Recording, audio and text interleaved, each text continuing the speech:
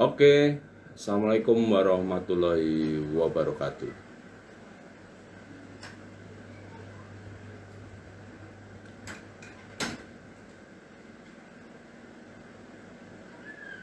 Halo teman-teman, sore ini kita akan bedah buku karya Coach Fahmi ya. Ini, membangun kepemimpinan tangguh di era digital. Jadi saat ini kita di era digital ini diperlukan semangat yang luar biasa dalam membangun bisnis ya teman-teman. Apalagi kita sangat dipermudah. Oke, buat teman-teman silahkan, ini judul bukunya, membangun kepemimpinan tangguh. Jadi kita akan bahas ya. Waalaikumsalam Ramadhani ya. Thank you Bu, silahkan bantu tap di layar Anda, 30 tab ya.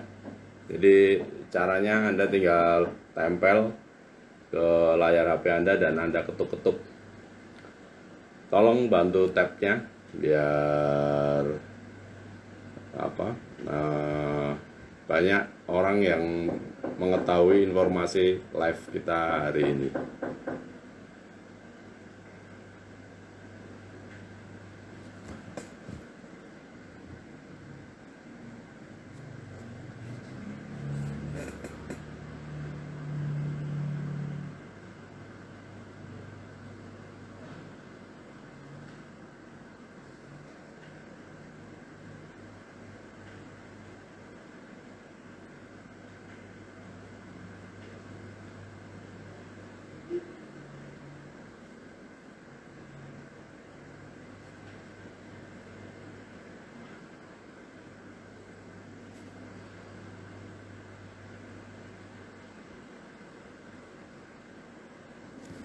Oke, kita mulai ya teman-teman. Assalamualaikum warahmatullahi wabarakatuh. Salam sejahtera buat Anda semua. Om Swastiastu, Namo Buddhaya. Terima kasih yang sudah hadir di sore hari ini. Kita akan belajar lagi, kita akan sharing lagi bagaimana membangun bisnis di era digital ya teman-teman. Nah, di sini kita akan belajar tentang kepemimpinan lagi. Dari kemarin kita bahas tentang kepemimpinan terus ya. Kenapa sih kita harus membahas tentang kepemimpinan? Nah, pendekatan kepemimpinan yang membumi bisa jadi menjadi salah satu pilihan terjemahan bebas kita saat membaca judul buku ini. Namun saya lebih suka menggunakan kata aslinya, yaitu grounded. Lebih asik rasanya, lebih terasa luas pemaknanya, dan pastinya juga lebih berasa dampaknya. Saya mengagumi Coach Imam Muhajirin Al-Fahmi, atau akrab disebut Coach Fahmi, atau kami seringkali menyebut beliau dengan kata kesayangan Gurunda Coach Fahmi. Bagi kami adalah figur guru yang mumpuni dan legaliter. Ya, ini bukunya ya teman-teman. Darmia, waalaikumsalam. Ya, tolong bantu tap ya layarnya. Berapa kali Pak? 30 minimal, tapi mau sebanyak-banyaknya juga boleh. Dan jangan lupa like, LKS, like, komen, dan share ya. Gitu. Oke. Buku ini dicetak tahun 2017 ya. Pengantarnya oleh Randy, Dr. Armala, dan diterbitkan oleh Intimedia. Jadi kita akan bahas tentang leadership kepemimpinan nomor 13. Bukunya sangat tebal, hampir 420 halaman. 420 halaman buku ini. Dan kalau kita bedah ini, buku ini bisa 1 bulan ya untuk memahami satu buku ini. Tapi kita akan loncat-loncat, kita ambil beberapa pilihan aja ya teman-teman. Definisi leadership di halaman 13.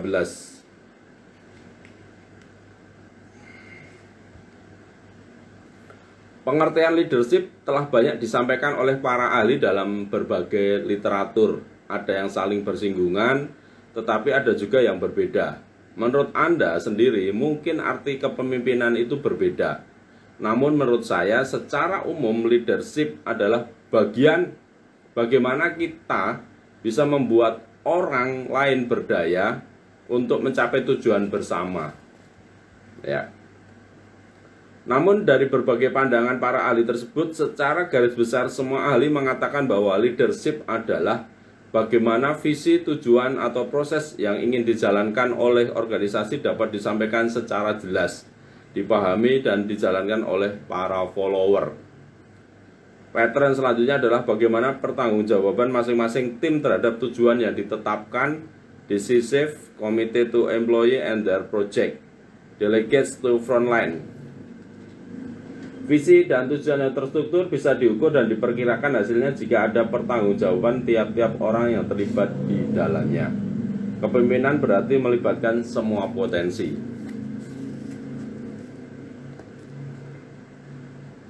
Jadi pada umumnya, leadership adalah bagaimana kita bisa membuat orang lain berdaya untuk mencapai tujuan bersama sampai berhasil.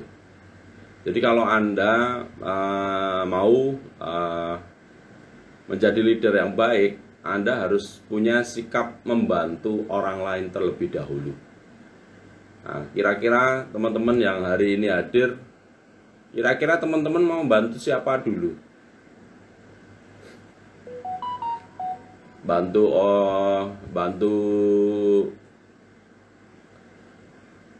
untuk berhasil ya. Bisa jadi kita saat ini ya kita bantu diri kita sendiri gitu loh. Untuk awalnya kita pimpin diri kita sendiri, bantu tim.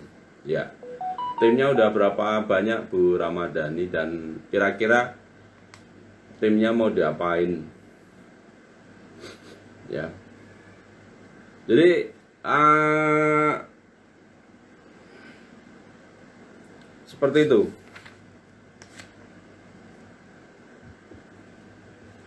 Seperti yang biasa dilakukan oleh para kondektur bus kota yang selalu menyebut sudah sampai mana bus ini berjalan. Atau jika Anda naik kereta, Anda akan mendapatkan siaran telah sampai mana kereta ini berjalan. Begitu juga dengan organisasi. Saya kira tidak kalah penting untuk mengetahui posisi organisasi kita sekarang ini dari segi cash, people, brand, atau bisnis. Apakah masih aman atau dalam ancaman? Ya teman-teman. Jadi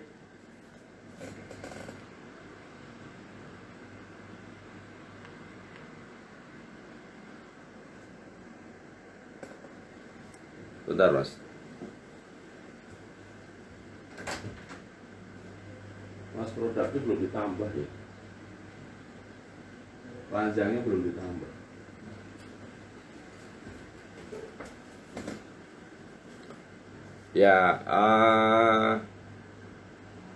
Ya, teman-teman harus ingat ya,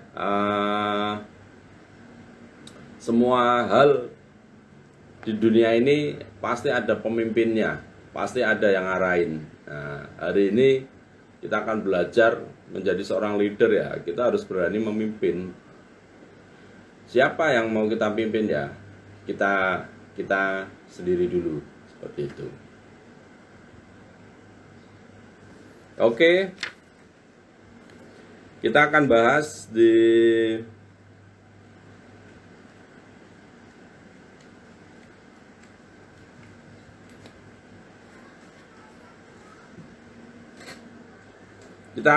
halaman 288, kepemimpinan dalam mengelola tantangan.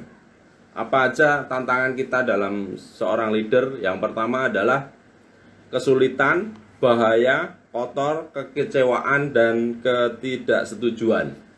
Kira-kira teman-teman yang ada di sini sudah siap gak dengan semua itu? Tentang kegagalan, tentang kesulitan, tentang bahaya, tentang kotor dan sebagainya, kekecewaan, ketidaksetujuan. Karena itu akan berpengaruh dengan kepemimpinan, leadership. Karena menjadi seorang leader itu tidak mudah ya. Bahkan kalau kita belajar dari sejarah Nabi, ada panglima yang namanya Sayyidina Ali waktu itu jalan-jalan mendengar ada masyarakat, ada ibaratnya orang yang menjadi penduduknya, dan beliau mendengarkan bahwa anaknya menangis karena sudah 3 hari tidak makan, dan ibunya hanya waktu itu memasak batu. Jadi untuk meredam biar anaknya itu nggak nangis, ibunya memasak batu kan. Teman-teman mungkin pernah dengar cerita itu. Apa yang dilakukan Sayyidina Ali itu, sahabat Nabi itu? Ya, dia ke kantor ambil gandum dan dia panggul sendiri, Bapak Ibu. Saat ini apakah Bapak Ibu punya pemimpin yang begitu membumi, pemimpin yang siap melayani? Karena menjadi pemimpin itu bukan untuk istilahnya ya kita harus melayani gitu loh. Kita jadi pemimpin itu kan dipilih oleh masyarakat, dipilih oleh komunitas kita, seperti itu kan. Ya, saya akan bacakan tulisan di buku ini. Ya, teman-teman, seperti ini. Leadership is a function of knowing yourself, having a vision that is well communicated, building trust among colleagues, and taking effective action to realize your own leadership potential. Ini quotes-nya Warren Bennis ya, teman-teman. Jadi kepemimpinan tangguh adalah membangun dampak. People will forget what you said, but people will never forget how you made them feel. Orang-orang akan melupakan apa yang Anda katakan. Makanya hari ini teman-teman, biar teman-teman tidak lupa dari omongan saya, teman-teman bisa catat. Bisa juga teman-teman nanti mau nonton recordingnya. Hari ini selain di TikTok atau Instagram, kita relay juga ke YouTube dan Facebook. Nah, kenapa ya? Biar orang-orang itu tidak melupakan, lupa. Nah, kalau saya pribadi belajar untuk melakukan apa yang saya omongkan. Jadi saya kemarin waktu puasa saya dapat ide apa yang harus saya lakukan untuk punya positif ya di kehidupan saya. Ya saya beli buku dan banyak buku-buku saya belum saya baca. Nah, makanya saya punya ide, saya mau buat baca buku sekalian live, sekalian bedah. Nah, tujuannya apa ya? Tujuannya biar yang belajar bukan hanya saya, tapi teman-teman semua juga bisa belajar ya, seperti itu. Tetapi orang-orang tidak akan melupakan apa yang pernah kita lakukan terhadap mereka. Nah, jadi kita bisa bisa tunjukkan contoh. Makanya leader itu adalah pemberi contoh, seperti itu.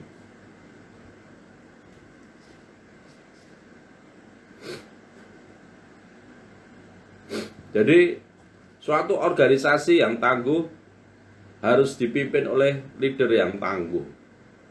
Leader yang punya visi, leader yang punya komitmen untuk membantu timnya, seperti itu. Ya. Pemimpin tangguh harus memberi dampak bagi masyarakat, dirasakan kehadirannya dan senantiasa memberi manfaat. Untuk itu pemimpin yang tangguh harus melaksanakan berbagai tindakan agar bisa memberi dampak. Contohnya apa? Ya narasi pemberdayaan. Nah, pemimpin harus membuat suatu narasi yang bisa dapat dibaca oleh publik. Itu ada di visi misi.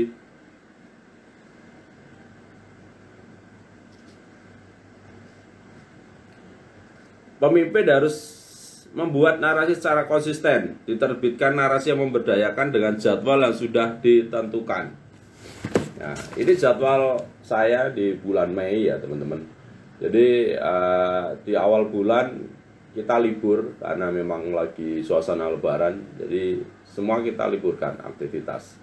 Ya kita memang harus rehat juga ya karena selama mungkin 11 bulan kita melakukan aktivitas, ya kita punya waktu 1 bulan kita maksimalkan. Nah, seperti itu. Jadi ini jadwal-jadwal kita ada konsisten. Saya akan bedah buku itu dari hari Selasa sampai Jumat.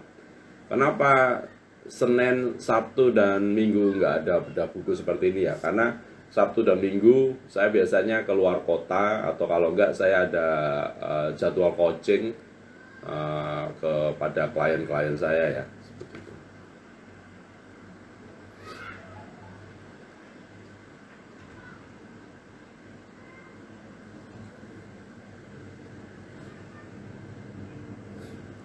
Oke. Institusi formal terus menerbitkan buku, jadi kita bisa menerbitkan buku, event media, komunikasi, dan membangun komunitas.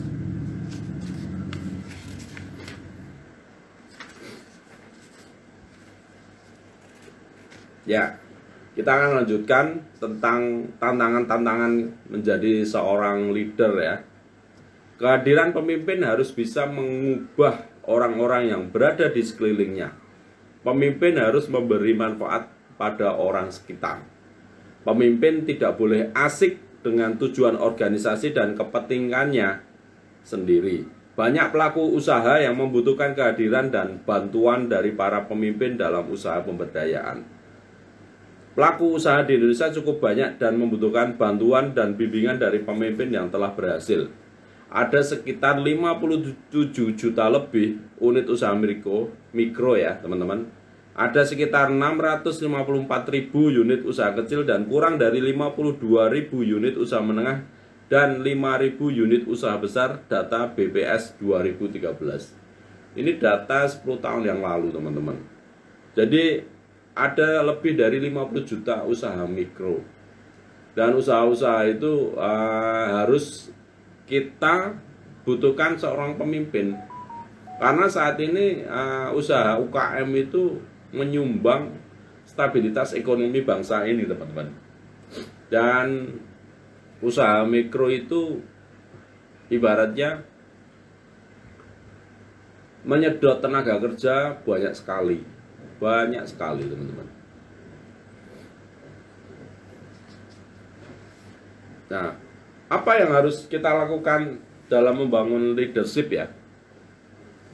Yang pertama adalah membangun keterberdayaan, business owner mentality namanya. Yang harus dimiliki pemimpin adalah mentalitas sebagai seorang pemenang, mental untuk mengalahkan persaingan, dan disiplin yang radikal, teman-teman. Dunia bisnis bukan untuk mereka yang berhati lemah, seperti itu. Jadi kita apapun yang akan kita lakukan ya, kita harus benahi mental kita dulu, gitu. Makanya ada istilah healing untuk kesehatan mental ya, karena memang lebih banyak di era sekarang itu karena banyaknya informasi yang masuk ke dalam diri kita, baik itu dari media sosial ataupun TV dan sebagainya, ya itu yang harus kita lakukan teman-teman, seperti itu.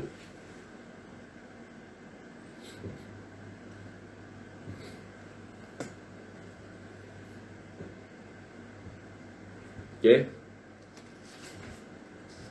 Ketidakberdayaan menyebabkan ruang sosial, ruang ekonomi, potensi uang, dan kepemimpinan yang akan diisi orang lain.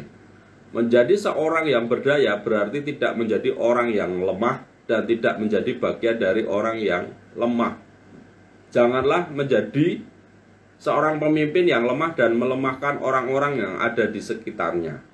Jadilah pemimpin yang dapat memberdayakan, menggandeng tangan semua pihak, semua komunitas yang ada, semua tokoh pemberdaya lainnya untuk menyambung dan mempertemukan ide-ide keberdayaan dan membuka jalan pemberdayaan serta menyalurkan sumber-sumber keberdayaan. Jadi kita harus selalu inovatif ya teman-teman. Harus selalu proaktif terhadap goal, impian. Semakin bisnisnya tumbuh, maka semakin besar kesulitan yang akan menghadang. Bisnis harus punya goal yang hebat karena goal atau tujuan menyatukan orang. Orang-orang harus diikat dengan nilai, karena nilai menyatukan langkah. Langkah harus diikat oleh target, karena target menyatukan nasib. Buat teman-teman, kira-kira belajar lagi target dalam bisnis Anda atau target dalam hidup Anda itu apa kira-kira? Boleh sharing di kolom komentar apa target Anda.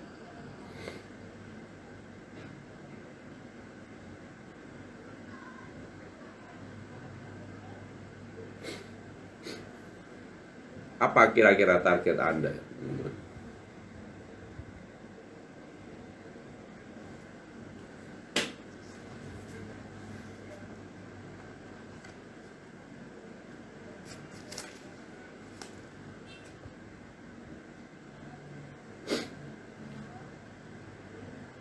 Pemimpin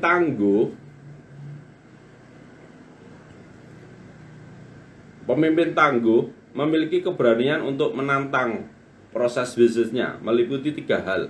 Yang pertama adalah perbanyak hasil secara eksponensial, teman-teman. Yang kedua, percepat waktunya secara ekstrim.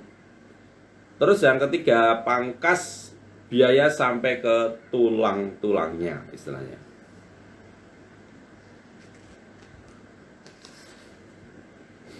Jadi yang pertama apa ya teman-teman? Kita harus membangun keterberdayaan. Jadi kalau kita bisnis nggak harus langsung sempurna bisnis. Saya dulu membangun bisnis saya itu mulai dari garasi rumah saya teman-teman, garasi. Bahkan sebenarnya itu sudah lumayan bagus. Saya mulai dari kontrakan saya dengan model laptop kecil tab saya, itu mulai bisnis online. Bisnis online saya dengan itu saya lakukan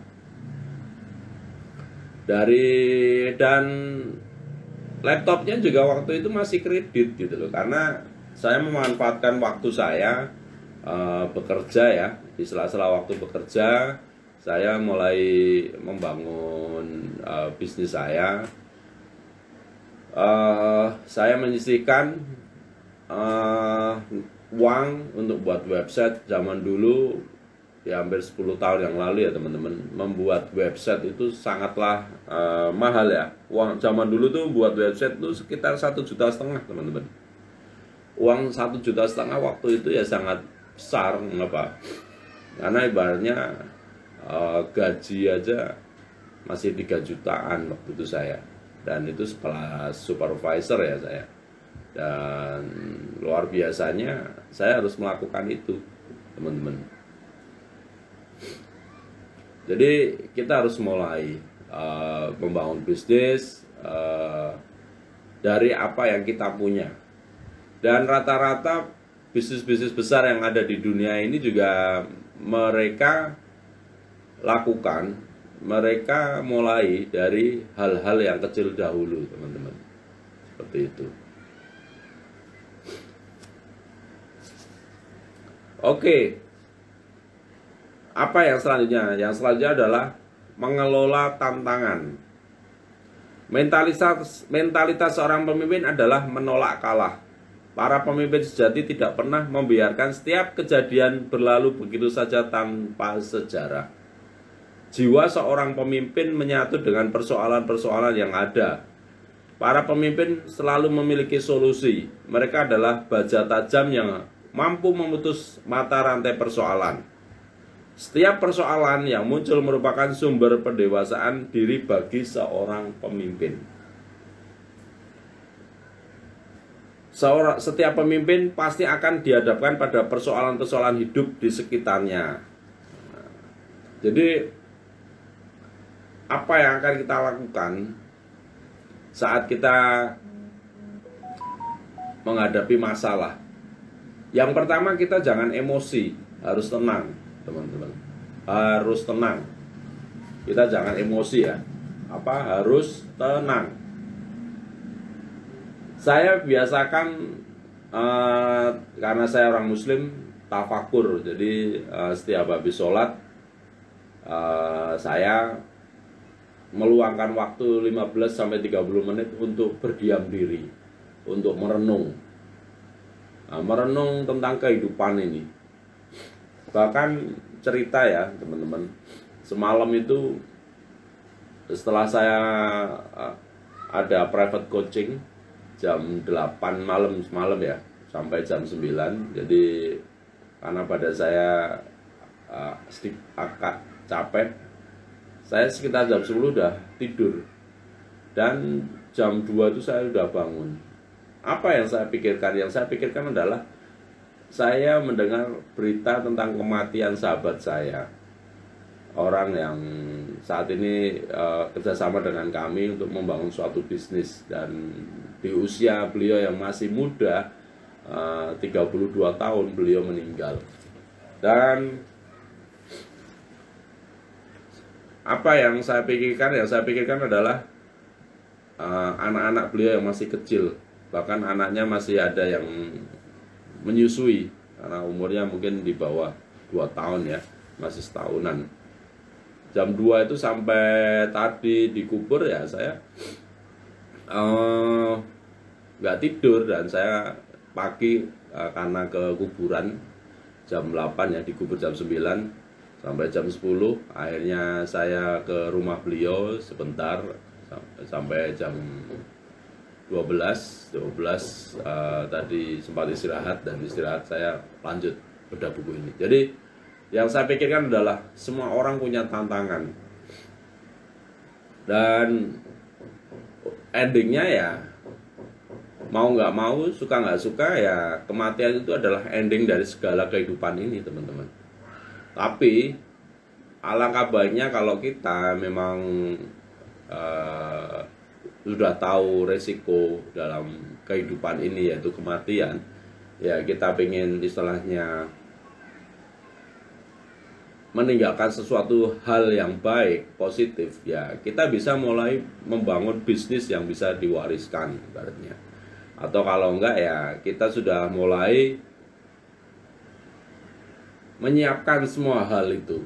Karena pasti ada, semua kehidupan itu pasti ada tantangan itu. Saya berpikir gara-gara kematian sahabat saya itu ya semua ada akan berakhir gitu loh. Tapi apa yang akan kita lakukan? Nah, seperti itu kan. Nah, itulah kesulitan yang harus kita hadapi. Makanya buat teman-teman harus mulai membangun, menganalisa, mengevaluasi apa-apa yang sudah dilakukan dalam kehidupan ini. Saya pun juga melakukan hal ini live, bedah buku ya. Tujuannya saya pengen sharing, berbagi pada teman-teman semua bahwasanya apa yang kita lakukan di dunia ini harus punya nilai manfaat lebih, seperti itu. Nah, itu tantangan ya teman-teman. Kita harus olah tantangan kita. Di dalam buku ini juga disebutkan sesungguhnya Allah menyukai permasalahan yang tinggi-tinggi dan mulia, dan Allah membenci yang biasa-biasa. HR Tabrani nomor 2894. Karena sesungguhnya kesulitan yang kita hadapi sudah sesuai dengan kadar yang bisa kita emban. Mental kita harus lebih kuat dan siap menghadapi seberapa besar kesulitan tersebut. Jadi lagi-lagi tentang masalah mental ya teman-teman. Masalah mental.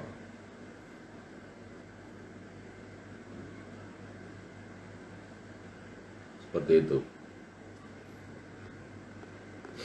Dan kita semua pasti punya masalah. Saya yakin Anda yang nonton acara ini juga pasti punya masalah ya. Dan apakah masalah itu bisa diselesaikan? Pasti bisa, teman-teman. Yakin saja, pasti selesai.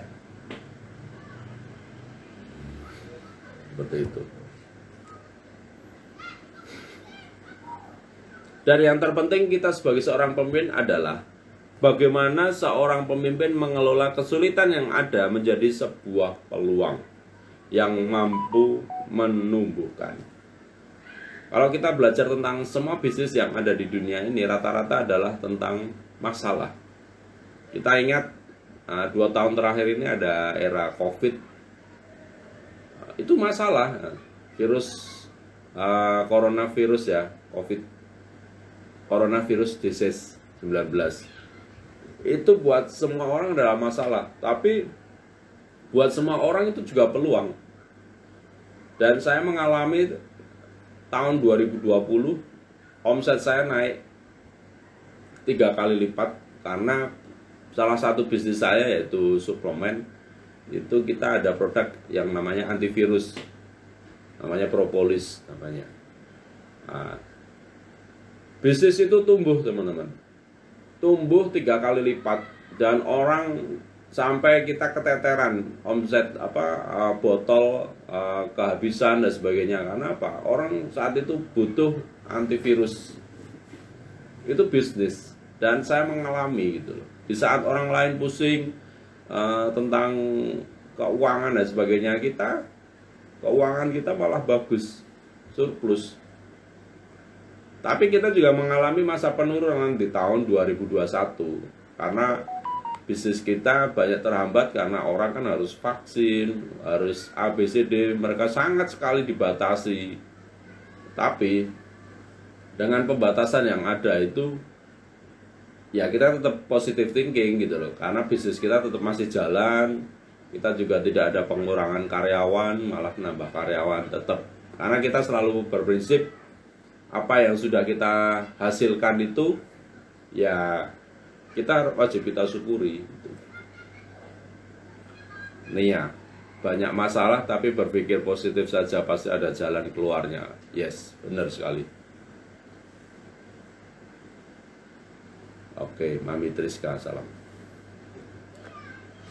Nah, selain kesulitan ada juga bahaya. Bahaya ada di mana-mana. Seorang pemimpin harus mampu menghadapi bahaya.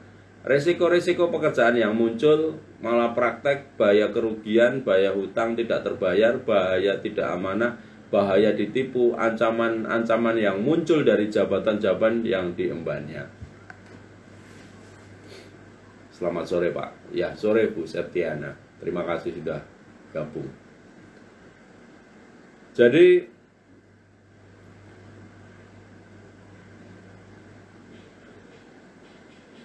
saya saat ini ya merasakan bahaya di dalam membangun bisnis itu banyak sekali, teman-teman. Di PHP, memberi harapan palsu, terus orang yang selama ini kita anggap baik ternyata menelikung kita dari belakang. Ada juga orang yang pura-pura baik kepada kita karena ada modus. Bahkan ada orang yang dulu pernah dekat sama kita, dapat manfaat dari hubungan usaha kita. Saat mereka sudah nggak berbisnis dengan kita, mereka mencoba menghancurkan karir kita. Bahkan dengan kampanye hitam, menjelek-jelekan kita, menjelek-jelekan perusahaan kita, menjelekkan semua hal yang ada di diri kita. Tapi menurut saya ya, itu masalah, ya saya biarkan saja gitu. Saya memakai ilmu tingkat tinggi. Apa ilmu tingkat tinggi? Yaitu ilmu maklum. Saya hanya maklumi orang itu kenapa dia menjual kejelekan-kejelekan kita ya, karena hanya itu yang bisa mereka jual gitu loh. Mereka nggak punya skill, mereka nggak punya kemampuan, mereka nggak punya daya bersaing dengan kita. Akhirnya mereka menjelek-jelekan kita. Dan apa yang terjadi? Yang terjadi ya perusahaan mereka juga nggak jalan gitu loh. Dan yang terjadi orang tersebut juga mungkin lelah menyerang kita, lelah menjelekkan kita gitu. Karena kita diam saja, kita nggak gubris. Makanya kalau teman-teman punya masalah terus terlalu baper, bawa perasaan, salah sekali itu loh. Saya nggak pernah kok. Ya memang kadang dengar panas juga. Wah Pak, Bapak diomongin gini-gini ini. Saat itu saya panas juga gitu. Tapi ya saya setelah itu ya buat apa sih nanggapi gitu loh. Nanggapi celotehan orang, nanggapin ibaratnya netizen dan sebagainya ya kita yang sakit hati itu, kita bawa santai aja. Kalau memang kita nggak melakukan, ya kenapa kita harus sakit hati itu. Dan buat kita itu pasti tantangan gitu loh. Semua orang pasti akan punya masalah. Anda saat ini masalahnya masih kecil. Kenapa? Karena bisnis Anda masih kecil. Anda masih menjadi leader. Kenapa? Karena yang Anda pimpin baru 10 orang di bawah Anda barangkali. Tapi kalau Anda sudah punya tim 50, tim 100, tantangannya akan berbeda lagi teman-teman. Begitu. Nih ya, banyak masalah, berpikir positif, pasti ada jalan keluarnya. Benar sekali Bu. Ya. Oke, buat teman-teman yang nonton live, bantu kami untuk tambahkan like-nya. Caranya tinggal Anda ketuk layar HP Anda. Berapa minimal ya? 30 kali aja nggak apa-apa, atau sebanyak-banyaknya teman-teman. Gitu. Bantu kami untuk tap sebanyak-banyaknya. Seperti itu.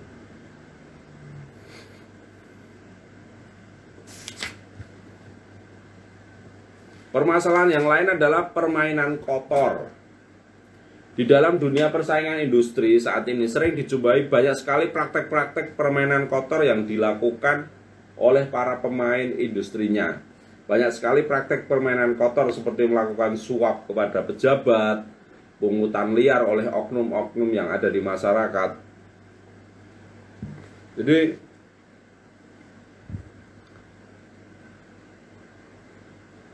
persaingan sangat ketat sekarang, apalagi orang saat ini berpacu, semua berpacu, semua pengen menjadi yang nomor satu kan, dan mereka akan melakukan banyak cara. Ada yang cara yang salah satunya ya permainan kotor. Mereka bisa jadi berupaya menjegal kita dengan undang-undang, bisa jadi ya mereka menyuap untuk para pejabat untuk ibaratnya melegalkan bisnis kita. Saya cerita sedikit tentang industri saya. Salah satu bisnis saya adalah di bidang MLM, network marketing, produk suplemen ya. Di tahun 2021 ini dan 2022 awal, bisnis kita sangat terganggu dengan yang namanya money game. Nah, mereka berkodok robot trading. Mereka jualan robot trading ya teman-teman. Tapi mereka dengan skema bisnis MLM.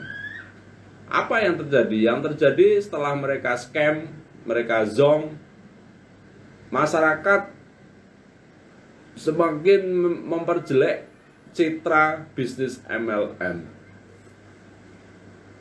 Citra kita sangat jelek banget teman-teman. Tapi ya kita sebagai pelaku, kita sebagai istilahnya orang yang berkecimpung di bisnis MLM, ya kita harus tetap sabar, tetap kita edukasi masyarakat, edukasi member kita, bahwasanya MLM kita murni, resmi, secara produk kita ada izin BPOM-nya, secara izin industrinya kita ada CUPL-nya, ibaratnya surat izin usaha penjualan langsung. Secara organisasi kita sudah bertahan selama 5 tahun, kita membayarkan semua hak ibaratnya member-member kita, dan produk-produk kita juga sangat bermanfaat, teman-teman. Dan itu yang kita lakukan.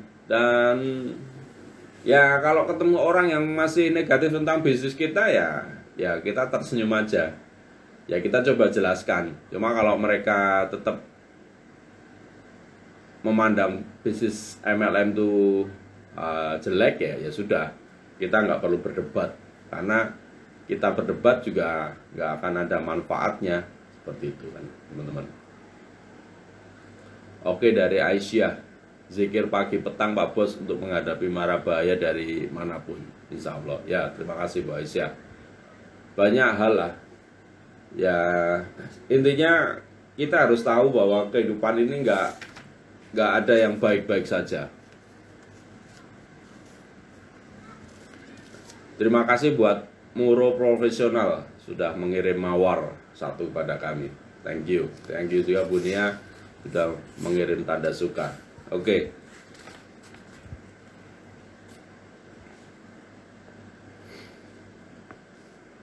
Yang selanjutnya, tantangan kita adalah kekecewaan. Kira-kira teman-teman yang ada di sini pernah kecewa nggak? Kecewa terhadap pasangan, kecewa terhadap diri sendiri, kecewa terhadap anak, kecewa terhadap tetangga, kecewa terhadap semua hal. Ada yang pernah kecewa? Kira-kira teman-teman di sini kecewa terhadap siapa? Boleh sharing di kolom komentar, teman-teman pernah mengalami kecewa terhadap siapa? Terhadap apa, siapa, dan kapan? Bu Ramadhani sering sekali. Nah, kira-kira Ibu kecewa terhadap siapa atau terhadap apa, Bu? Bu Nia pernah sekali. Kira-kira Ibu pernah kecewa? Kecewa karena apa, Bu? Oke, silahkan bantu kami untuk tulis di kolom komentar biar kita ada interaksi ya. Saya coba tambahkan.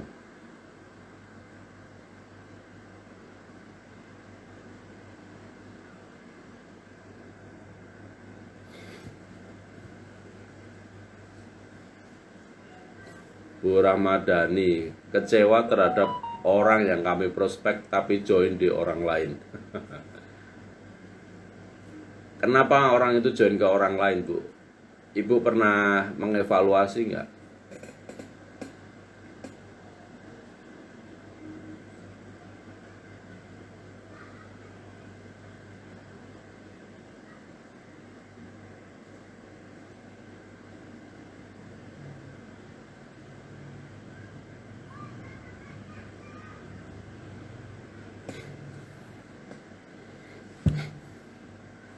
Jadi semua orang pernah mengalami kekecewaan ya teman-teman.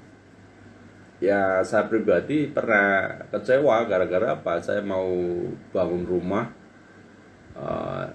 saya beli tanah, beli rumah ya, tapi sudah mau rusak. Dan tanah dan rumah itu mau saya bangun. Ternyata tetangga kita banyak yang sirik. Akhirnya saat kita mau bangun, kita saat robohkan itu ada yang bilang, wah debunya kemana-mana, itu yang pertama. Setelah itu kita mau gali sumur, ada yang bilang, wah nanti kalau Anda buat sumur, airnya lari ke rumah kami, ibaratnya tempat yang akan kita bangun. Ya waktu itu saya sangat kecewa, karena apa ya? Karena akhirnya ya saya nggak meneruskan pembangunan itu gitu loh.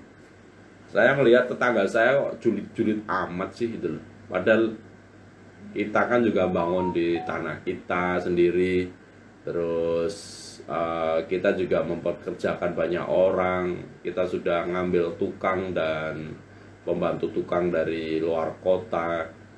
Mereka nggak berpikir seperti itu gitu.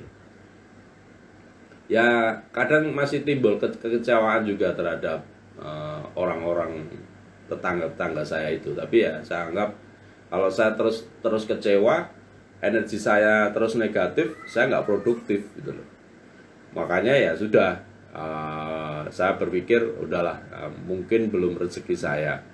Mungkin suatu saat Tuhan akan memberi saya jalan untuk bisa membangun tanah itu lagi, seperti itu. Dan terhadap bisnis ya barangkali kalau Bu Ramadhani ya kecewa terhadap orang yang diprospek, Anda mungkin baru prospek satu orang gitu lah. Anda orang itu belum memutuskan. Saya, leader-leader saya yang sudah peringkat peraih HRV itu pun ada yang meninggalkan saya. Orang yang sudah saya bantu mencapai peringkat AILA meninggalkan saya banyak banget juga. Orang-orang yang sudah mencapai peringkat motor pun yang meninggalkan kami juga banyak sekali, Bu, gitu loh. Jadi kalau Ibu baru 1-2 orang dikecewakan, kami sudah ribuan orang mengecewakan kami gitu loh. Mereka meninggalkan kami padahal mereka sudah mendapatkan hasil. Yang paling bikin kecewa apa? Ya mereka meninggalkan kami itu dengan menjelek-jelekan perusahaan kita itu. Padahal mereka selama ini kan sudah dapat hasil, dapat income, dapat ilmu dari bisnis kita. Tapi kenapa mereka jelek-jelekan kita itu? Ya kecewa nggak ya? Kecewa kita. Tapi ya buat kami ya sudahlah. Berarti orang itu memang tidak punya punya etika. Dan saya yakin saat mereka pindah ke perusahaan lain pun mereka akan menghadapi masalah yang lebih besar lagi gitu. Karena saya banyak sekali leader-leader yang sudah meninggalkan bisnis saya itu kembali lagi. Ya saya tanya, kenapa Anda balik lagi ke bisnis kita ya? Mereka bilang, di perusahaan lain tidak ada mentor seperti Anda, Pak. Di perusahaan lain produknya nggak jelas. Ya ternyata ya sama aja itu. Anda sekarang mungkin lagi konflik sama pasangan Anda. Anda pikir pasangan Anda itu orang yang paling menyebalkan ya, paling ya bikin sakit hati dan sebagainya. Tapi ingat, kita ganti pasangan pun belum tentu pasangan yang baru kita itu akan lebih baik gitu. Bahkan mungkin lebih buruk banyak sekali gitu. Makanya banyak sekali orang yang sudah menikah, mau menikah lagi itu mereka sangat mikir panjang lagi gitu. Bener nggak gitu. Tapi ya namanya kehidupan, kalau memang kita ibaratnya sudah menikah ya pertahankan gitu. Pertahankan sampai maut yang memisahkan kita kan, seperti itu. Ya karena memang nggak ada pasangan yang sempurna gitu loh. Kita harus saling melengkapi, seperti itu. Jangankan Bapak, saya saja sebagai partner bisnisnya kecewa. Benar sekali Pak Haji Dipa. Jadi kita semakin besar bisnis kita pasti akan semakin banyak menerima kekecewaan. Itu sangat pasti. Tapi ya gimana lagi gitu loh. Kita tetap harus profesional. Tahun 2022 ini di saat saya memperbaiki bisnis saya biar tumbuh lagi, Tuhan mengambil nyawa ibu saya. Ibu saya meninggal. Di saat itu saya down juga. Tapi di saat itu juga saya harus bangkit. Kenapa? Karena saya harus memperingati 5 tahun bisnis MLM saya, teman-teman. Saya harus profesional. Saya harus datang ke Makassar waktu itu. Padahal rumah ibu saya di Jogja ya. Ya saya profesional gitu loh. Saya bangkit, saya bangun gitu loh. Saya yakin saya melakukan hal-hal yang positif ya. Di saat saya naik panggung ya saya tetap positif gitu loh. Saya tidak menampilkan rasa sedih saya, rasa kecewa saya. Tidak, gitu loh. Saya tetap profesional, walaupun mungkin setelah saya turun dari panggung, saya masuk kamar, saya sendirian merenung diri, ya saya menangis, ya sudah, gitu loh. Karena saya anggap seorang lelaki itu ya wajib menangis, gitu loh. Nggak ada kata-kata laki-laki nggak boleh menangis. Menangis itu adalah hal yang bagus. Karena banyak sekali orang yang kena kanker itu karena dia menyimpan rasa dendam, rasa kecewa yang berlebihan. Makanya kena kanker. Gitu. Kebanyakan orang-orang yang kanker itu sebenarnya kalau mau diobati ya diobati mentalnya dulu. Kita bisa jadi teman curhatnya dulu atau menjadi pendengarnya. Biarkan orang-orang yang sakit kanker itu bercerita masalah dia. Seperti itu ya teman-teman. Kita harus jadi pendengar yang baik. Nah, setelah mereka meluapkan emosi mereka, mereka sharing tentang kehidupan mereka, ya sudah, kita bisa arahkan gitu. Dan kita bisa doakan, ayo Bapak Ibu kita berdoa bersama, semoga masalahnya cepat selesai. Jadi plong gitu loh, seperti itu. Kita memang butuh teman Bapak Ibu. Nah, salah satu teman ya yang mungkin paling setia ya pasangan kita, bisa kita aja sharing kan gitu. Pak Haji Dipa, bagi saya baru belum selesai apalagi ganti bisnis baru ya berarti belajar titik awal lagi ya.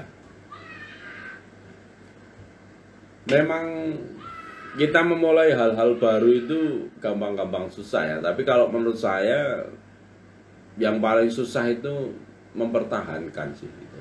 Kita memulai dari baru, semangat kita baru, tapi nanti setelah 2 bulan, 3 bulan semangat kita down lagi, loyo lagi gitu. Karena yang susah itu bukan saat memulai ya, tapi mempertahankan. Seperti itu. Kembali lagi ke buku, kecewa adalah hal yang lumrah. Nabi Yunus alaihissalam pun pernah merasakan kekecewaan yang besar. Beliau sangat kecewa kepada umatnya yang tidak mau beriman dan menyembah kepada Allah Subhanahu wa Ta'ala. Padahal menurut Nabi Yunus, beliau sudah bersungguh-sungguh menyerukan kebaikan. Sebagai bentuk kekecewaannya, Nabi Yunus meninggalkan umatnya. Padahal sepeninggal Nabi Yunus, penduduk tersebut menjadi beriman kepada Allah.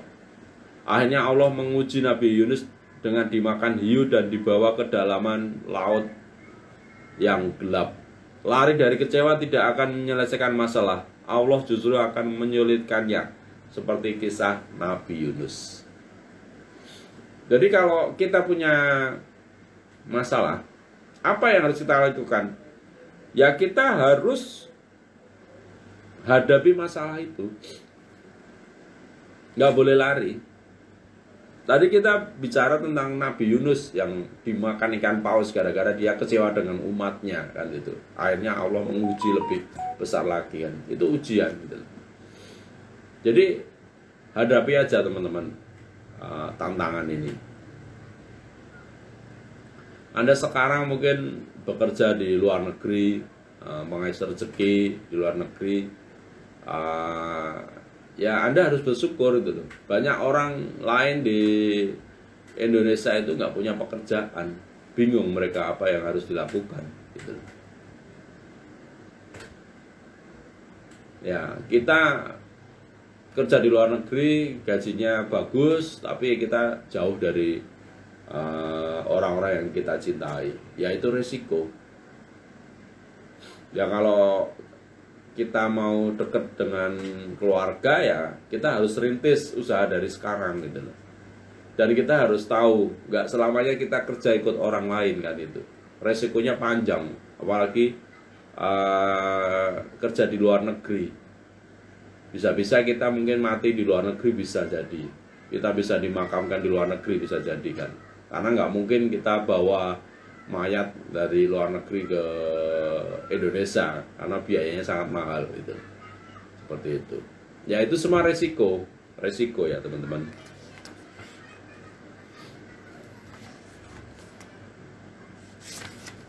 Jadi hal-hal yang tantangan dalam kehidupan kita, saya ulangi lagi, yang pertama tentang kesulitan, yang kedua tentang bahaya. Jadi nggak ada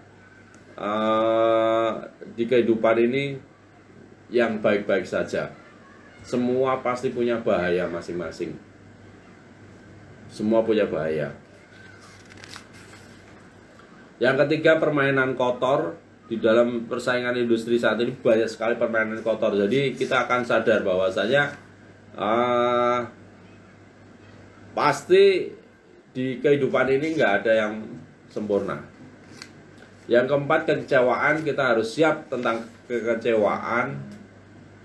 Jadi jangan, yang cara mengatasi kekecewaan biar nggak berlebih ya, kita jangan terlalu PHP terhadap diri sendiri. PHP terhadap diri sendiri itu contohnya seperti apa, Pak? Contohnya seperti ini. Jadi kita terlalu mengharapkan orang lain itu untuk mengerjakan apa yang kita suruh contohnya. Atau kita mungkin punya tim. Kita pengen tim kita itu bisa sangat profesional gitu loh. Nggak bisa, karena semua orang itu punya kelebihan dan kekurangan masing-masing gitu. Ya kita harus, namanya tim itu ya, taruhlah tim tidak bisa melakukan, ya kita sendiri juga harus melakukan gitu loh. Sampai saat ini pun saya ibaratnya nyapu contohnya, ya saya tidak 100% nyuruh istilahnya pembantu saya untuk menyapu rumah saya. Saya sendiri saya juga harus melakukannya gitu loh. Itu namanya tim, seperti itu. Terus yang kelima adalah ketidaksetujuan. Jadi ketidaksetujuan atas pendapat yang kita sampaikan akan sering kita jumpai jika kita ada dalam berbagai organisasi atau komunitas. Jadi kita nggak boleh terlalu keras kepala. Kita harus seperti ini.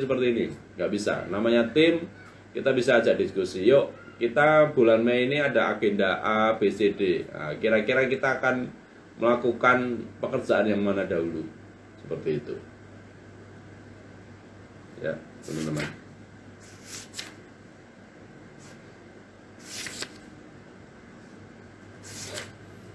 Oke. Itu tentang permasalahan ya, teman-teman. Jadi kita harus tahu bahwa resiko apapun lah, resiko kehidupan, resiko bisnis, resiko membangun hubungan ya, kita tidak mulus-mulus semuanya, pasti ada tantangannya.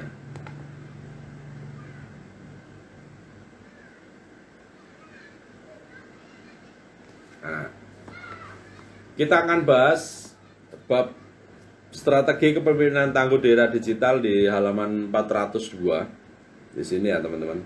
Jadi buku ini sangat tebal sekali, 400 lebih ya, 422. Nah, kita akan bahas bab terakhir 402.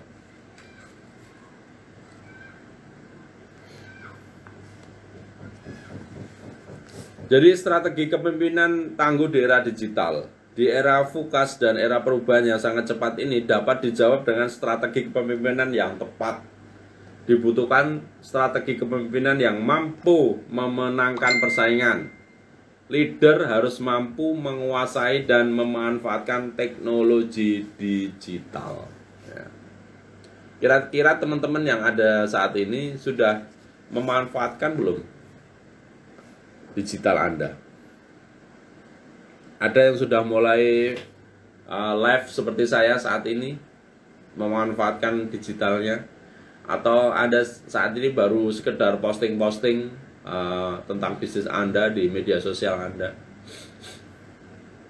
Saran kami, Anda harus mulai membangun brand dulu Anda. Seperti halnya saya hari ini membuat acara live seperti ini, tujuannya adalah membangun personal branding saya.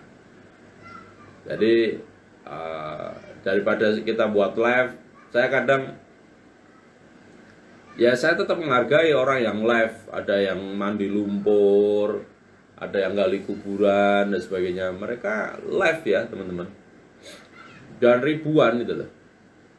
Dan salut saya sama perjuangan mereka yang dingin-dingin harus mandi lumpur dan sebagainya kan itu. Dan saat ini mungkin orang-orang yang ikut live saya masih sedikit, ya nggak apa-apa, itu bagian dari proses. Saya yakin teman-teman yang sudah live di luaran sana, pengikutnya bisa ribuan ya, karena mereka sudah konsisten gitu loh. Dan saya berpikir orang yang hadir di live saya atau nonton channel saya ya adalah orang-orang pilihan gitu. Makanya saya selalu berdoa buat teman-teman yang hadir sore ini yang mengikuti live bedah buku kali ini di tahun 2022 bisa panen, kehidupannya bisa naik, rezekinya bisa tumbuh, bisnisnya bisa tumbuh 5-10%. Ya. Semakin sering live, semakin banyak Pak Bos yang nanti ya. Terima kasih Bu. Saya yakin itu, karena komitmen, konsisten pasti membuahkan hasil. Saya yakin mungkin kita baru beberapa kali buat live masih sedikit yang ikut, tapi saya yakin kalau sudah 1 tahun, 2 tahun bisa jadi live kita yang ikut ribuan teman-teman. Apalagi kalau buka sesi pertanyaan ya, silakan teman-teman, ada yang mau tanya nggak? Saya sudah tapi di grup FB Pak, grup bisnis saya ya. Silakan Bapak Ibu yang mau sharing, mau tanya juga boleh, karena ini saya acara bedah buku ini bukan hanya teman-teman mendengarkan, tapi biasa jadi teman-teman ada kendala, masalah atau butuh insight seperti itu.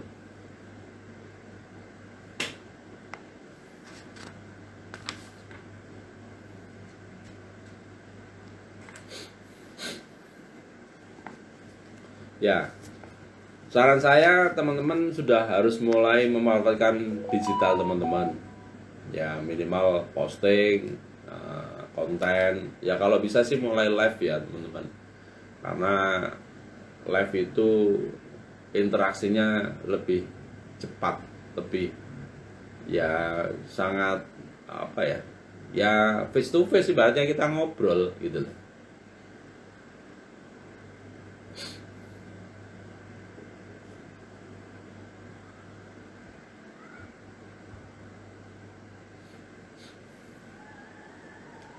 Dari Pak Beli Kurniawan, saya tanya Pak, apa resep dan kiat-kiat Pak Rudi terus semangat dan komitmen? Ya, pertanyaan yang sangat luar biasa dari Pak Beli ya. Kalau semangat ya karena saya punya tujuan gitu loh. Lagi-lagi di buku ini di bab pertama juga membahas tentang tujuan, visi misi gitu loh.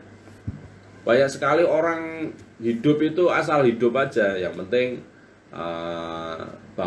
ya kayak apa ya, kerja mikirin apa, kerja mikirin tidur, tidur mikirin kerja, tidur mimpi kerja ya. Jadi orang itu hanya apa ya, kayak robot gitu loh.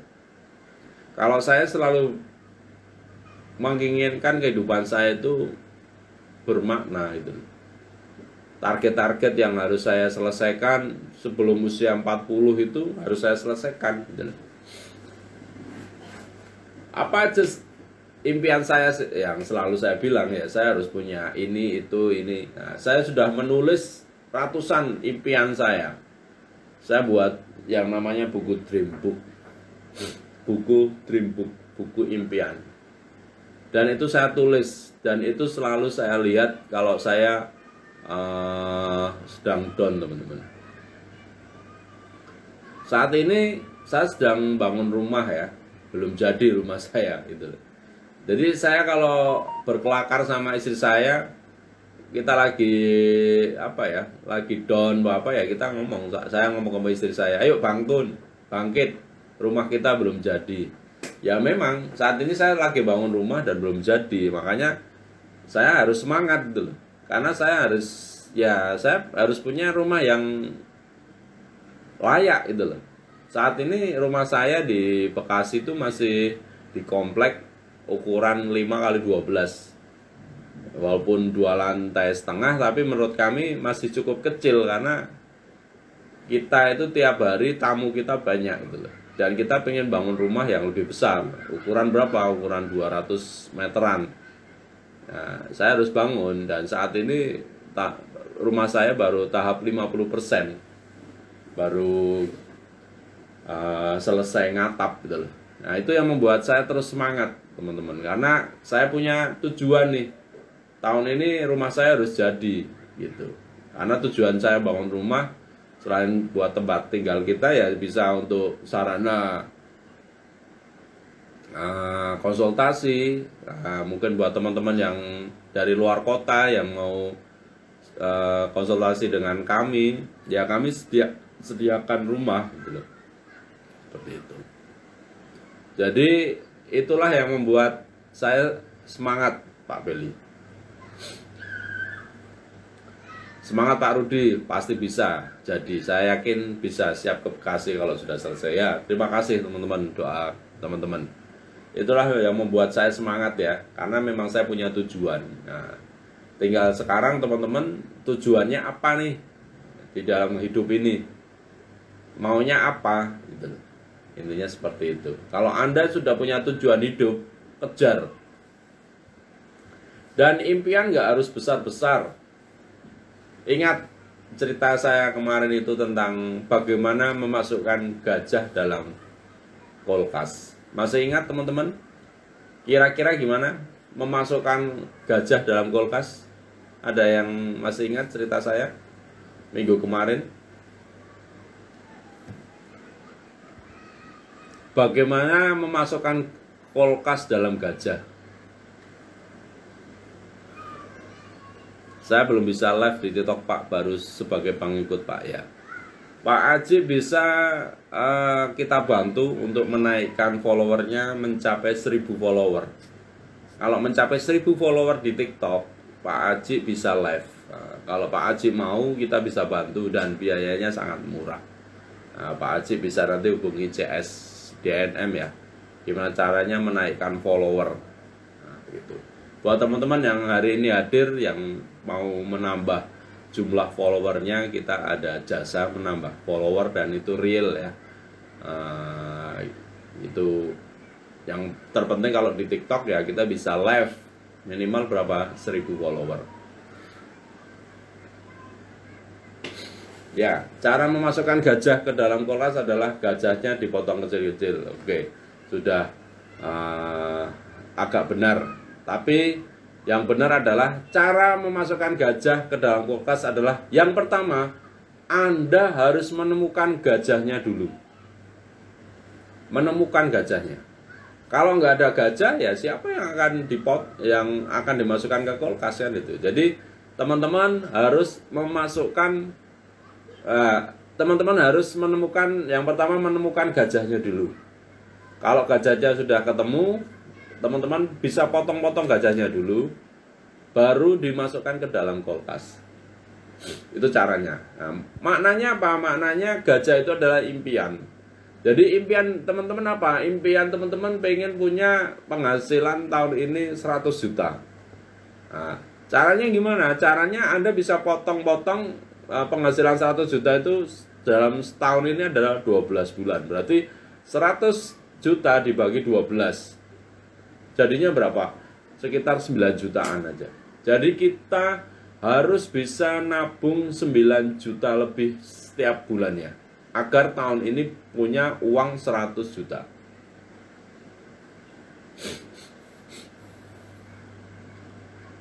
Mau dong Pak, biar bisa live. Ya Bu Darmia, kalau Ibu mau live di TikTok, saat ini followernya belum mencapai 1000, kita punya jasa menaikkan follower. Biayanya terjangkau Bu, nggak nyampe 500.000 lah gitu. Nanti bisa hubungi CS DNM ya. Jadi buat teman-teman yang mau pengen live Nah, di TikTok syaratnya kan harus 1000 follower. Kita bisa membantu untuk menaikkan follower Anda.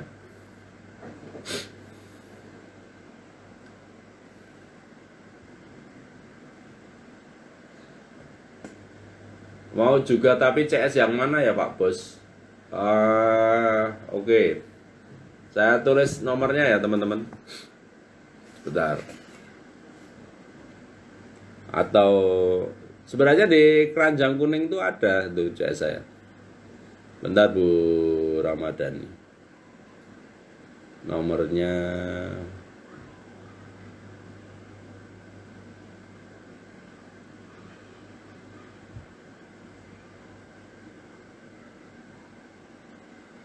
bentar ya.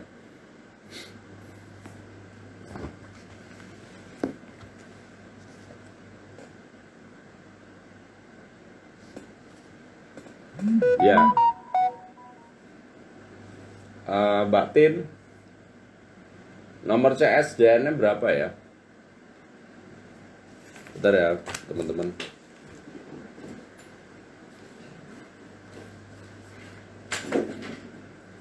Mas Denny, ada orang nggak ya?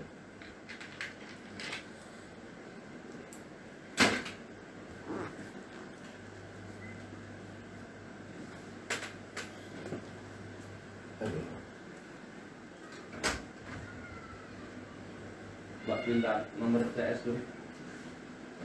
Ini saya mau buka HP.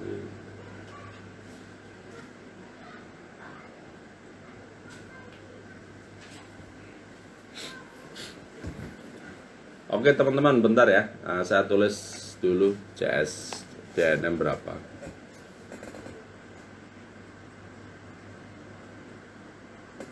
Cara nulis ini gimana? Tanya jawab.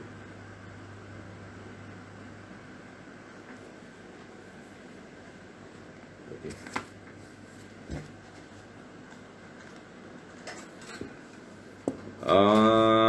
Nomornya 08, bentar ya, di mana ini jawabnya? Atau ditulis ya Bu, 0812 7 satunya 5 kali 03.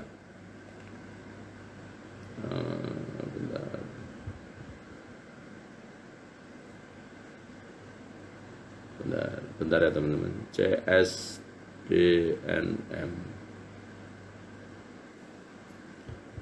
wa.me /plus 62 08 112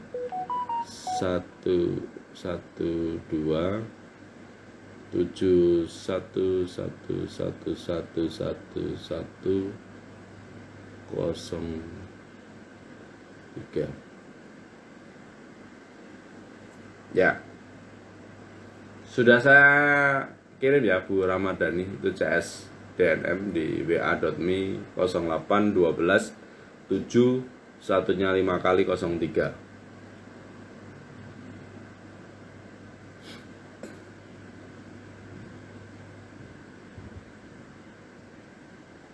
Rata-rata orang mau ikut live dan belajar takut paketannya habis Pak Rudi. Gimana caranya menghadapi orang-orang nggak mau berkorban dahulu? Apa mungkin bisa sukses mohon pencerahannya? Ya, tidak ada makan siang yang gratis di dunia ini ya teman-teman. Anda sekarang ke toilet aja bayar 2.000 ya. Jadi kalau Anda sendiri berpikir ikut live, habisin kuota dan sebagainya, ya berarti Anda belum punya mental juara gitu loh. Karena semua hal di dunia ini pasti harus modal dulu gitu loh. Mental-mental pengemis, mental-mental gratisan itu sangat susah untuk berkembang. Sangat susah berkembang. Dan kalau menurut saya ada orang-orang seperti itu ya sudah, yang penting kita ajak, kita share, ya kita arahkan. Meuriar, info locker bang, aku nganggur. Yes. Kalau masalah pekerjaan kita banyak pekerjaan bang. Kira-kira Anda punya kemampuan apa? Saat ini saya juga lagi mencari jasa tim yang mau mutualan di YouTube. Jadi abang kalau mau bisa kerja dengan kami sebagai mutualan di YouTube. Jadi kita lagi up tentang YouTube. Nah, abang bisa hubungi CS kami juga.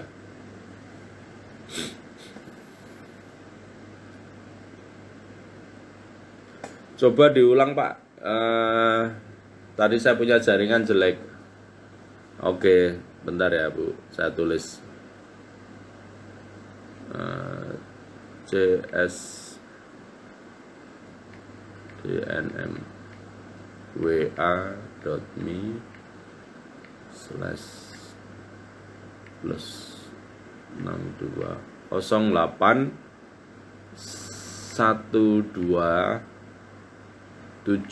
satunya 5 kali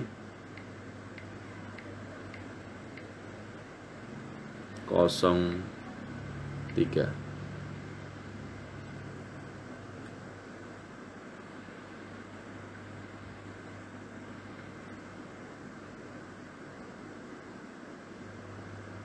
Ya, itu sudah saya kirim Bu Rahma. Tak ada gratis zaman sekarang, kencing saja bayar. Oke, bener Pak. Siap laksanakan. Oke, terima kasih.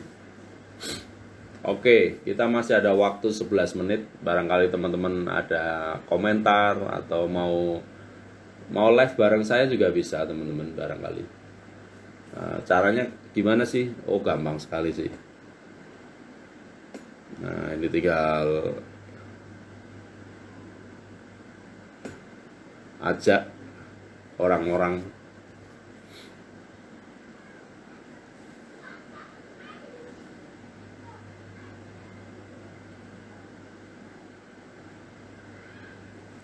Oke, jangan lupa banyak ya Bu Ramadhani, kita bisa live bareng ya. Anda udah saya undang.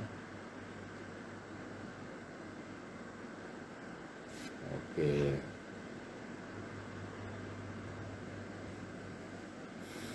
Ya. Ya Pak Rudi. Selamat sore. Sore. Rudi. Pak Beli. Gimana Pak kabarnya Pak? Alhamdulillah sehat bahagia. Apa aktivitas Anda hari ini? Alhamdulillah ini menyiapkan armada. Kebetulan tahun ini target saya punya 4 armada untuk kan Kediri mau ada bandara. Jadi kalau orang lain sibuk bangun hotel atau bangun resort, saya sibuk persiapan jasa ke bandara nih Pak. Jelas suara saya Pak Rudi ya? Jelas.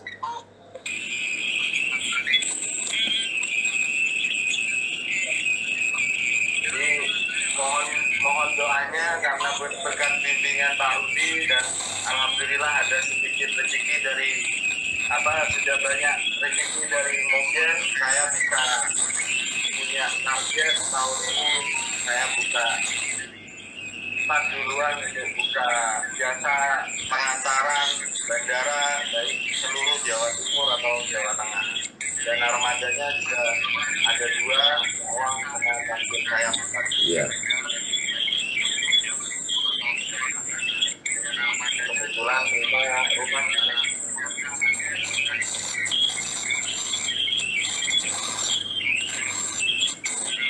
Ya, Bu Ramadhani, suaranya mantul ya. Oke, kita tutup dulu.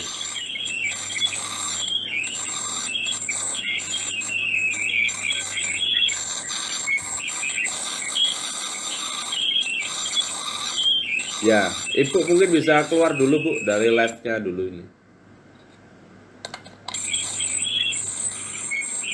Halo Bu. Halo Pak Haji. bisa mutualan dengan kita.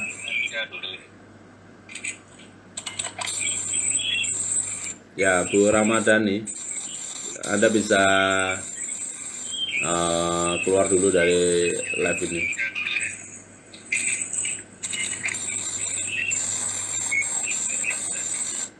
Oke, saya putuskan ya. Oke, Pak Beli, silakan. Berapa armada yang mau Anda siapkan? Target saya 4, alhamdulillah masih ada 2. Karena dalam benak saya, insya Allah Pak Rudi kemarin bilang ayo bangun aset. Ternyata saya baca di buku-buku semua, ternyata aset itu ada 3. Pertama aset manusia, jadi jaringan kita, teman kita, relasi kita. Yang kedua pendidikan, ilmu yang kita dapat dari buku. Dan yang ketiga itu aset berupa tanah, rumah, atau mungkin barang-barang berharga yang bisa dikomersilkan. Itu yang saya tangkap Pak Rudi. Ya. Lanjut. Dan alhamdulillah berkat Imogen, 5 tahun saya berproses dengan Imogen. Di saat orang lain menyatakan banyak memilih bisnis lain, saya masih bertahan dengan Imogen apapun kondisinya. Stok saya tetap melimpah dan saya bisa buktikan. Ini teman-teman, stok saya. Jadi saya nyetok produk bukan berarti saya tidak di Imogen itu. Stok saya banyak Pak Rudi. Ya. Itu salah satu bukti Pak Rudi. Jadi ini bukti komitmen kami pada Imogen. Yang lain tidak mau Imole, saya mau. Ya. Jadi kami tetap bekerja, kami tetap lobby-lobby, kami tetap pada relnya yang jelas. Alhamdulillah. Satu Pak Rudi, pesan saya buat teman-teman yang masih belum sukses di Imogen, lanjutkan. Karena bisnis ini bisnis Anda. Anda adalah ownernya, Anda adalah pemilik bisnis ini. Pak Rudi CEO, seorang CEO Imogen, tapi kitalah yang menggerakkan Imogen. Jadi kalau ada Anda dirayu, dibujuk rayu, atau masih di prospek dan mau, berarti Anda belum kuat secara mental. Alhamdulillah, di MLM lain belum sempat, belum pernah, bahkan trading atau mungkin bisnis investasi mencoba memprospek saya, mereka semua tidak mempan. Karena apa? Saya sudah membuktikan bahwa diri saya Imogen nomor 1. Karena real ada barangnya, real ada imolenya, real hasil keringat kita tidak hangus atau hilang. Itu kelebihan Imogen, teman-teman. Jadi terima kasih sharingnya Pak Rudi. Sedikit ini mudah-mudahan bisa memberi wawasan ke teman-teman yang masuk di Facebook atau di Instagram hari ini, Pak Rudi. Ya. Rugi bagi yang tidak ikut. Ya. Terima kasih Pak Rudi. Sama-sama, Bang Billy. Ya, jadi kalau kita belajar dari sosok Pak Billy ini ya teman-teman, beliau sudah hampir 5 tahun menjalankan bisnis beliau, dan saat ini bisnis beliau sudah merambah ke bisnis pengantaran ya, dari kota beliau di Kediri ke bandara ya. Dan itu sebenarnya peluang gitu loh. Dan itu memang sesuatu hal yang harus kita kerjakan dalam kehidupan ini teman-teman. Dari satu bisnis menambah bisnis yang lain, dan itu jangan sampai kita sendiri yang mengerjakan. Kita harus bangun tim juga gitu loh. Tapi buat teman-teman yang masih merintis di bisnis MLM Anda, ya ayo semangat gitu loh. Yakinkan proses 1 sampai 2 tahun Anda berproses, ya Anda harus kejar momentum seperti itu. Terima kasih Bang Beli atas masuknya. Kita akan closing statement. Lanjutkan. Ya, makasih. Siap.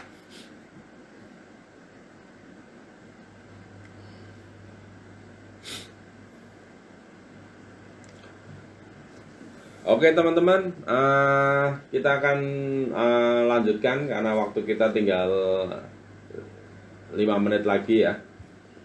Jadi secara umum kepemimpinan yang tangguh harus memiliki beberapa kriteria. Yang pertama, fisik yang kuat. Seorang pemimpin yang tangguh harus memiliki fisik yang prima. Pemimpin harus dalam kondisi yang sehat setiap saat karena pemimpin harus hadir di tengah-tengah operasional untuk memberikan inspirasi dan mampu membangkitkan motivasi orang-orang tersebut. Ya, buat teman-teman, menjaga kesehatan sangat penting. Karena menjadi seorang leader itu kita harus butuh fisik yang kuat, kuat untuk perjalanan jauh, kuat untuk menerima beban mental dan sebagainya. Makanya harus kuat. Dan salah satunya ya pertama yang kita lakukan ya kita perbanyak minum air putih, istirahat yang cukup, terus olahraga. Ya kita harus lakukan. Karena kita butuh fisik yang kuat gitu loh. Kayak saya tadi sebelum live, karena memang saya kecapean, ya saya istirahat gitu loh. Saya tidur 1 jam, alhamdulillah bangun jam 3 bangun, akhirnya saya mandi, saya live. Nah, seperti itu untuk menjaga kebugaran. Terus yang kedua adalah ilmu pengetahuan yang memadai. Hari ini teman-teman belajar banyak hal tentang buku karya Coach Fahmi ini. Ya, ini adalah membangun ilmu pengetahuan. Cara Anda biar sukses adalah Anda harus sortir 5 pertemanan Anda. Anda lihat 5 teman-teman Anda. Kira-kira 5 teman Anda itu saat ini hidupnya udah mapan belum? Hidupnya bahagia enggak? Terus hidupnya punya tujuan hidup enggak? Gitu loh. Kalau memang Anda 5 teman terdekat Anda saat ini masih orang-orang yang tidak bisa membantu Anda bisa mencari pertemanan yang lebih tinggi lagi.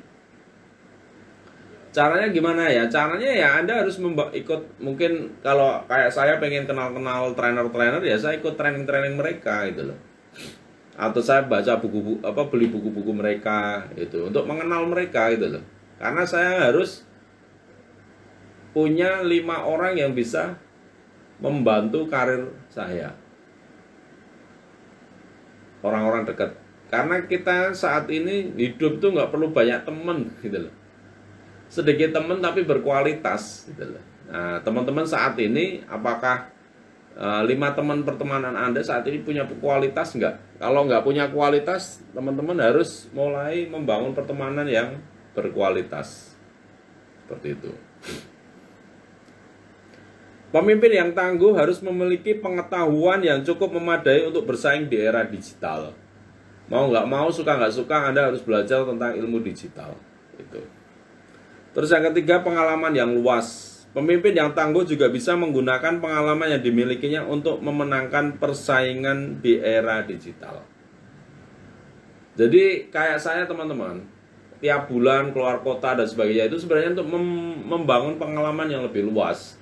Saya bisa kenal orang-orang Aceh, kenal orang-orang Sumatera Utara, saya kenal karakter orang Sumatera, saya bisa keliling Pulau Jawa, saya bisa keliling Pulau Sulawesi, Kalimantan, Papua, Bali, dan sebagainya. Tujuan saya keluar kota itu yang pertama ya saya pengen membangun pengalaman yang lebih luas gitu loh. Bahkan target saya setelah pandemi ini ya saya harus keliling dunia gitu loh. Tujuannya apa ya? Biar saya punya pengalaman yang luas. Seperti itu. Yang keempat, punya mental yang tangguh. Pemimpin yang tangguh juga harus memiliki mentalitas yang kuat dalam menjalankan strategi dan rencana yang telah dibuat untuk menghadapi persaingan di era digital. Kita harus punya mental yang tangguh gitu loh. Nggak boleh baperan. Bahkan ya kita harus sering bertafakur dan sebagainya. Tujuannya apa ya? Biar kita kuat mental kita. Seperti itu. Yang nomor 5, resourceful, berdaya. Pemimpin yang tangguh harus memikirkan sumber daya yang dibutuhkan secara detail agar tidak banyak membuang sumber daya. Pemimpin harus memikirkan kebutuhan optimal sumber daya yang diperlukan dan penggunaannya. Pemimpin harus melakukan evaluasi seperti itu.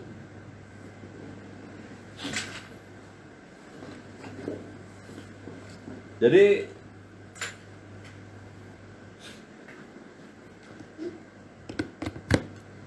itulah ciri-ciri pemimpin yang tangguh ya teman-teman.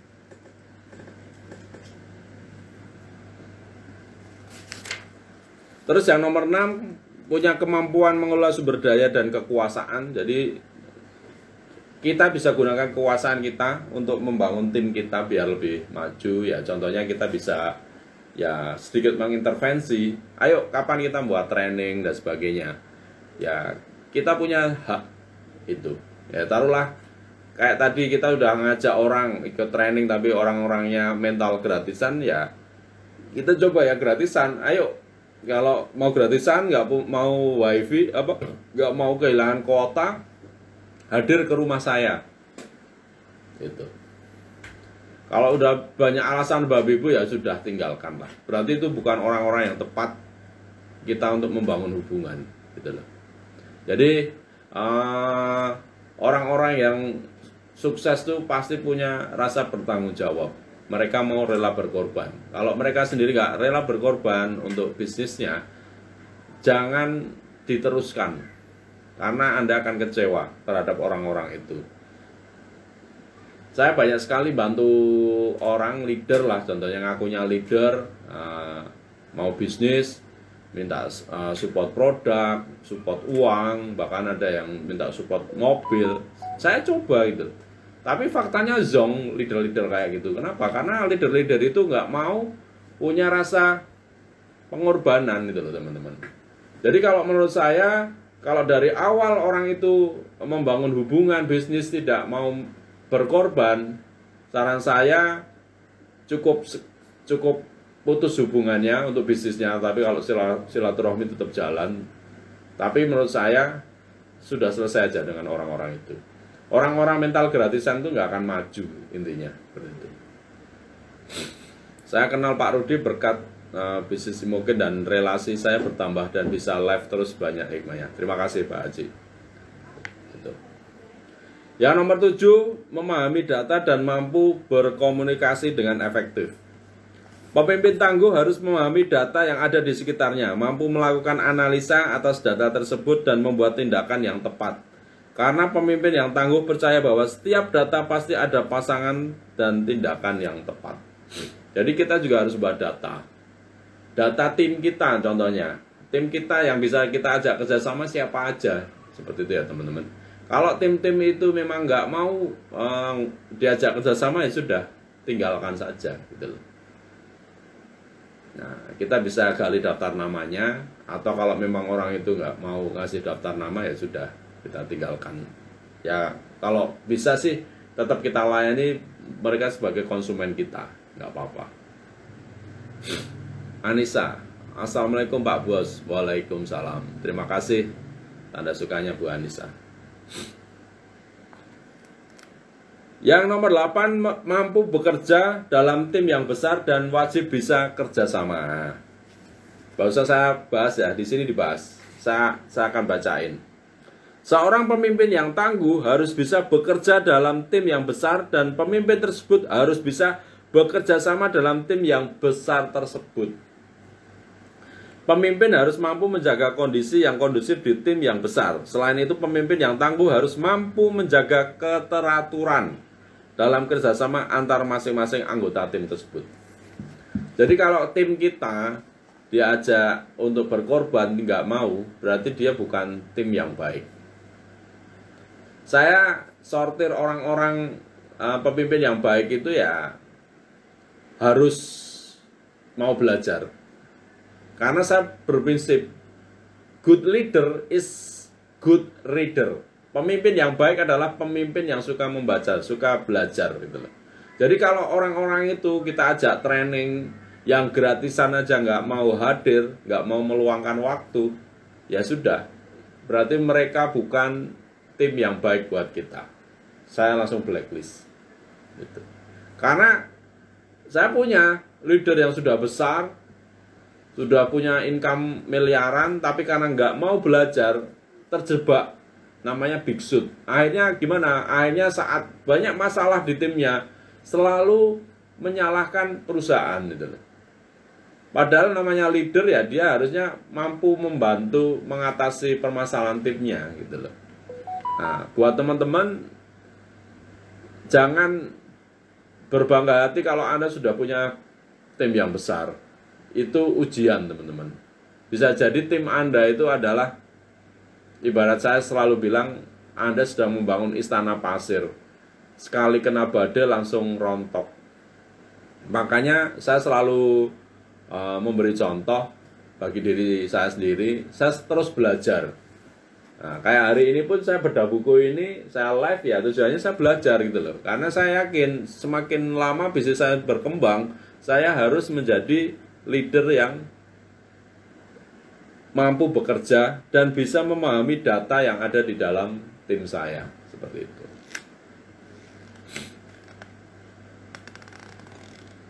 Kang Mami, pemimpin beda dengan pimpinan ya Pak? Ya, berbeda.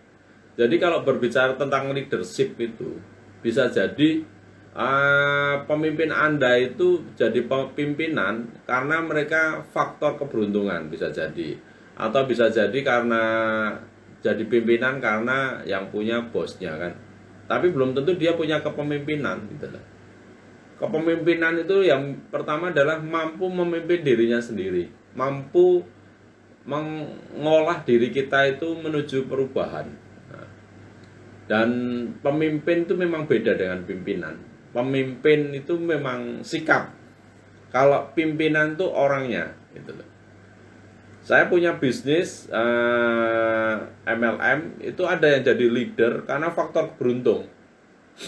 Faktor beruntung aja, karena bisa ibaratnya mencari 2 orang dan dua orang ini bisa bisnisnya besar, akhirnya dia jadi pimpinan. Tapi secara kepemimpinan ya harus diasah. Kalau orang ini tidak mau belajar, ya suatu saat istilahnya bisnisnya pasti bisa turun. Ya bisa jadi saat dia membangun bisnisnya ulang lagi, nggak akan bisa mencapai puncak prestasi lagi. Gitu. Jadi berbeda ya Bu ya. Terkadang pimpinan suka semena-mena kalau udah di atas Pak, benar. Itu pimpinan yang tidak punya leadership yang bagus. Karena pimpinan yang benar adalah pimpinan yang mau melayani timnya. Kalau pimpinan yang semena-mena itu, ya mereka memang memanfaatkan hal-hal itu untuk kepentingan dirinya sendiri sih Bu. Seperti itu. Jadi kita sendiri yang harap maklum lah terhadap orang-orang itu berat. Karena ilmu tertinggi dari kehidupan kita adalah ilmu maklum. Maklumi aja. Oh maklum lah dia jadi pimpinan karena faktor keberuntungan atau mungkin faktor hubungan emosional seperti itu. Good leader is good reader. Dapat insight lagi. Oh yes. Itu ada di majalah Imopreneur. Di situ saya tulis. Jadi orang-orang yang suka membaca ini adalah leader-leader yang bagus. Jadi kalau Anda ngaku leader tapi nggak pernah baca buku, tidak pernah ikut kajian, ya saya anggap kepemimpinan Anda masih masih kecil. Jadi Anda harus upgrade lagi teman-teman. Dan yang terakhir, pemimpin yang bagus adalah mampu bekerja dengan teknologi terintegrasi. Selain bekerja dengan sumber daya manusia, pemimpin yang tangguh juga harus bisa memaksimalkan teknologi yang terintegrasi dalam kegiatan operasionalnya. Pemimpin harus mengikuti perkembangan teknologi yang ada dan beradaptasi dengan cepat dan pemanfaatan teknologi tersebut.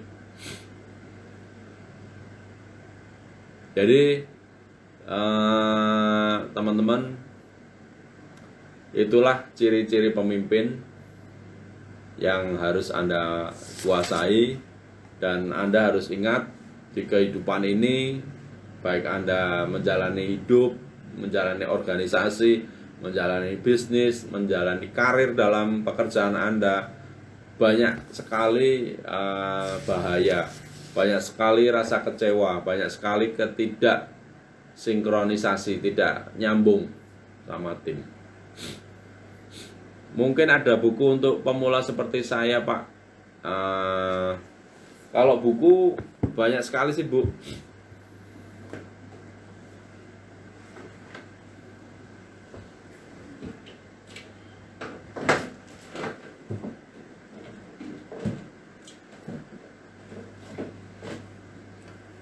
Kalau buat pemula, saya sarankan bukunya Kang Dewa ini, Crazy Leader.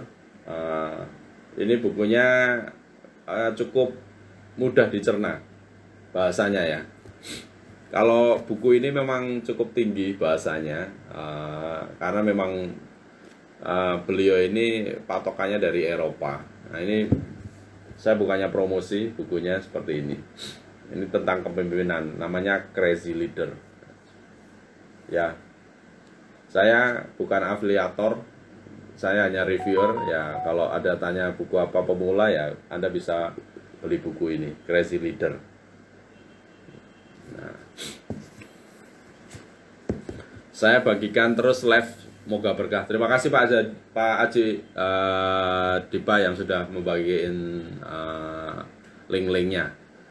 Oke, teman-teman, barangkali ada pertanyaan lagi sebelum saya tutup.